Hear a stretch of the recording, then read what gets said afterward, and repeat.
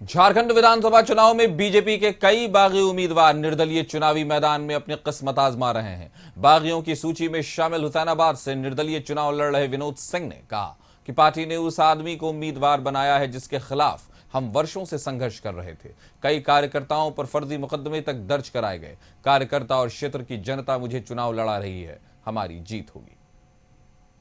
हक मांगना बगावत है तो समझो मैं बागी हूं। कुछ इसी तरीके से बीजेपी में देखने को इस बार मिला है। चुनाव झारखंड में हो रहा है, लेकिन बीजेपी काफी चर्चाओं में। चर्चा का कारण यह है कि जो जमीनी स्तर के कार्यकर्ता थे, कई सालों से पार्टी को अपने खून पसीने से सींच रहे थे। शीर्ष नेतृत्व के जो फैसले हुए टिकट बंटवारे में, उससे नाराज दिख रहे हैं। देखिए, पार्टी से शीर्ष नेता का डिसीजन जो हुआ, उस डिसीजन को पूरे हुसैनाबाद हरेंज विधानसभा के कार्यकर्ता मानने के लिए तैयार नहीं है। आपको जैसा मालूम हो कि जब कमलेश सिंह माननीय विधायक जब मिले थे, उस समय भी विरोध हुआ था। अब विरोध ये हुआ था कि ठीक है, आप भारतीय जनता पार्टी विश्व की सबसे बड़ी पार्टी, आप मिलाएं, मगर उनको यहाँ से सीट ना देने के लिए लोगों ने मान के कि कोई भी कार्यकर्ता को देंगे वो मान होगा। कमलेश सिंह पार्टी में अचानक से जाते हैं, उसके बाद ज्वाइनिंग होती है, टिकट कंफर्म हो जाता है।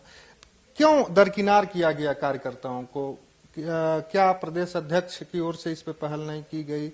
क्या जो दो प्रभारी सह प्रभारी लगाए गए उनकी ओर से एक पहल नहीं की गई? क्योंकि जो ग्रास रूट का कार्यकर्ता होता है, जो पार्टी को लगातार पार्टी के लिए काम करता है, उसको वरीयता देनी चाहिए। तो एक चूक मानते हैं कि शीर्ष नेतृत्व से हुई है?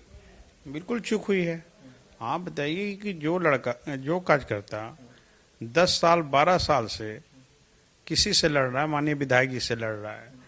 माननीय विधायक जी जो हैं वो 12 साल से भाजपा को गाली दे रहे हैं, पानी पी पी कर गाली दे रहे हैं। और उसके साथ पार्टी के शीर्ष नेता कहते हैं कि उससे मिलकर चुनाव लड़ो।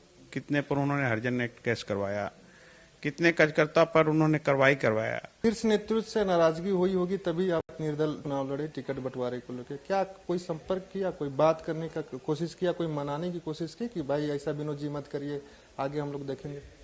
मैंने शीर्ष नेता को पहले ही बता दिया था कि माननीय विधायक जी अगर यहाँ से चुनाव लड़ेंगे तो मैं उनके अगेंस्ट में चुनाव लड़ूंगा। अगर यहाँ से कोई भी कार्यकर्ता चुनाव लड़ेगा तो उसको हम लोग यहाँ से हुसैनाबाद से जिताकर उसको विधानसभा भेजेंगे। मगर शीर्ष नेता ने इस पर ध्यान नहीं दिया। तो क्षेत्र का विकास करेंगे और हुसैनाबाद विधानसभा झारखंड का नंबर 1 विधानसभा होगा विकास के मामले में। अपने सहयोगी सूर्यकांत तिवारी के साथ राहुल कुमार, कशिश न्यूज, हुसैनाबाद। तो फिलहाल खबरों में बस इतना ही। आगे की खबरों से जुड़े रहने के लिए बने रहिए कशिश न्यूज पर।